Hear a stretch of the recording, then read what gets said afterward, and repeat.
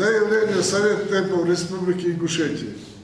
28 декабря 2020 года в городе Грозном произошел трагический случай, повлекший человеческие жертвы. Совет ТЭПов Республики Ингушетия категорически осуждает любые преступные террористические акты, от кого бы они ни исходили. Мы выражаем искреннее соболезнование родным погибшего Джабраилова и желаем скорейшего выздоровления раненого сотрудника полиции. К сожалению, определенные деструктивные силы пытаются использовать этот трагический инцидент для нагнетания межнациональной розни.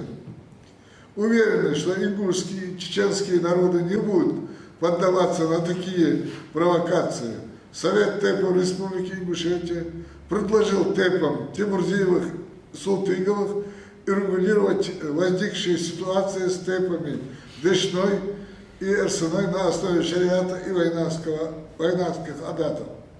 Призываем наши народы проявлять сдержанность, пока ведется следствие и сбор всех доказательных материалов.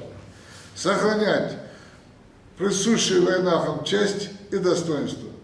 Мы молим Всевышнего, чтобы добрососедские отношения ингушского и чеченского народа никогда не подвергались тяжелым испытаниям.